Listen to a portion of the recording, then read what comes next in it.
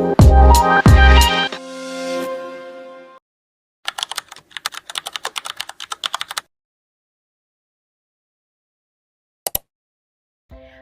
day everyone, we are the group 2 and I am Ron Rhea Gonzaga, and today we will compare the effects of globalization between two countries, which is the developing one and the developed one.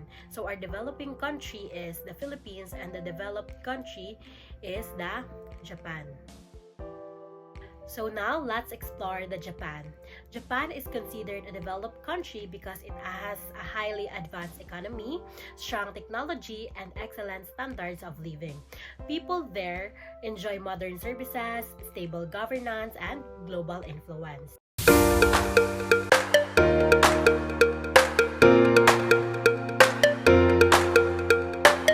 Meanwhile, the Philippines is considered a developing country because our economy is growing, but we continue to face challenges like poverty, corruption, and inequality.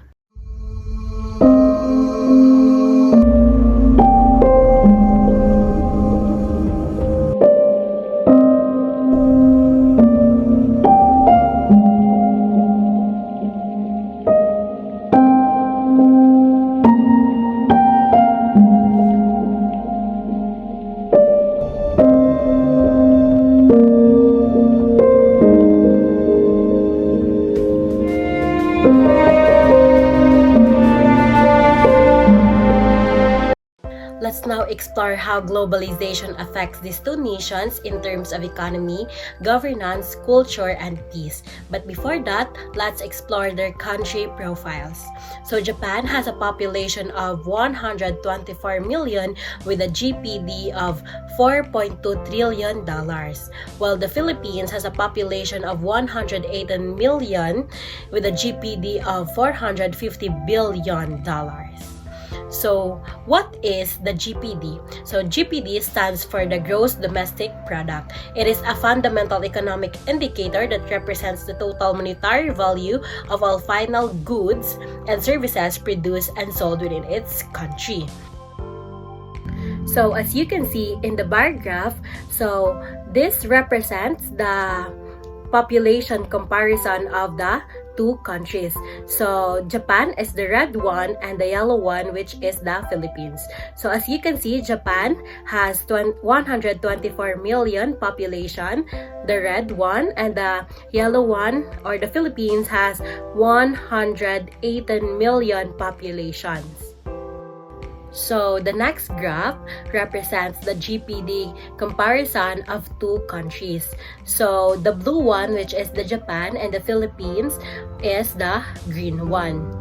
So in conclusion, given Japan's population of 124 million and the GPD of $4.2 trillion, its GPD per capita would be significantly higher than that of the Philippines. So which has a population of 118 million and a GPD of $450 billion.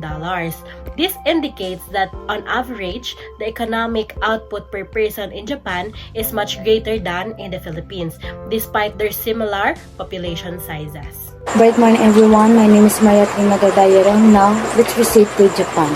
Globalization strengthened Japan's exports, especially in cars, electronics, and robotics. So globalization strengthened Japan's export by expanding access to international markets, allowing Japanese companies to sell more of their high-quality products, especially cars, electronics, and robotics around the world. So, Japanese companies like Toyota, Sony, and Panasonic are known worldwide. These companies became global brands through their reputation for quality, innovation, and reliability. Toyota is a leader in automotive manufacturing, Sony is known for electronics and entertainment, and Panasonic for consumer electronics and appliances. Consumer enjoys cheaper imports. Globalization allowed Japan to export goods at lower prices from countries with cheaper labor and production costs. So challenges, aging population, competition from cheaper Asian producers, and decades of slow growth.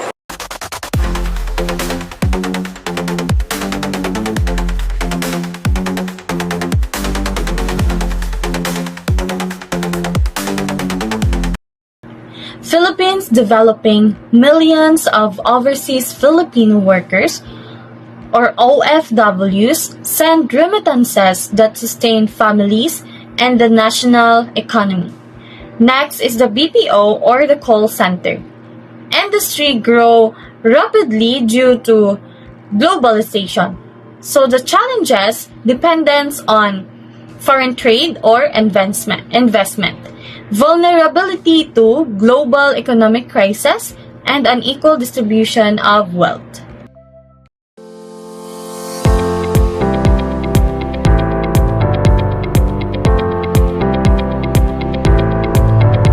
Good day, Miss. I am Stephanie B. Husal. So, for continuation, we have here the Japan governance. So, Japan has a strong institutions, effective rule of law, and stability. So, meaning that Japan has a well-organized and effective government that makes decisions for the country's benefit. Also, effective rule of law. So, Japan's laws are fair, clear, and enforced properly, creating a stable environment for businesses and people.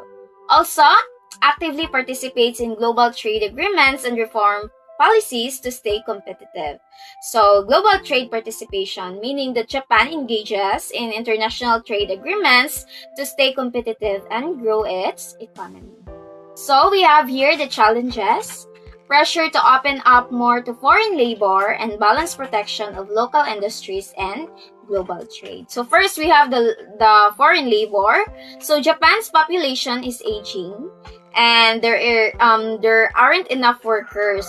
So Japan needs to allow more foreign workers to help fill this gap. Also, protecting local industries. So, Japan wants to protect its own industries like manufacturing and agriculture while also participating in global trade. So, this can be tricky as global trade rules may require Japan to open up its markets to foreign competition.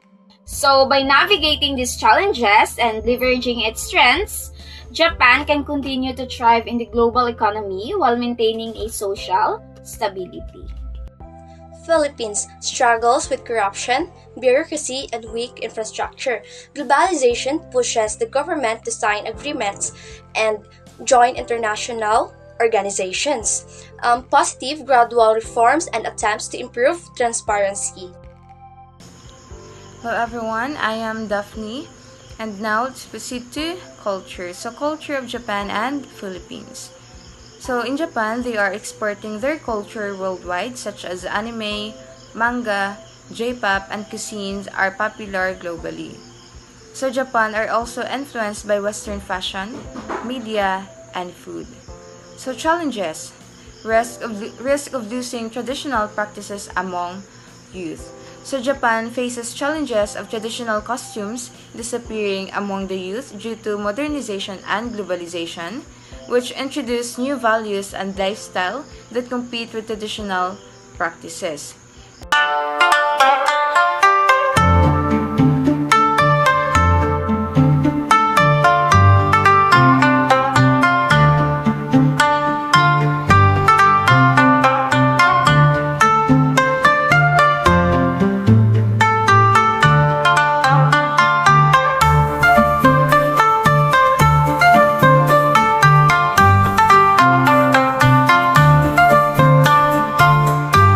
Second one is the Philippines. So Filipinos consume foreign culture such as Hollywood, K-drama, and Western fast food. Diba? As you can see, in Japan, they are mostly exporting their culture. While here in the Philippines, we are mostly importing foreign culture such as mostly kaysa ang K-drama. Diba in K-drama or in Korea, we love watching their movies, we like eating their foods, and also we like following how they dress up themselves or their music. But Filipino culture also spreads abroad thanks to OFWs. So challenges: cultural homogenization and fading of some local traditions. So when you say cultural homogenization, it is a process where different cultures starts to blend together and become more alike often. So, cultural homogenization and fading of some local traditions. So, those local traditions are, for example, ang kanang serenading. So, di ba, before, if a boy like a girl, they love serenading them to show that they are interested. But now, younger generations favor casual dating or online interactions influenced by Western norms. So those are the culture of Japan and Philippines.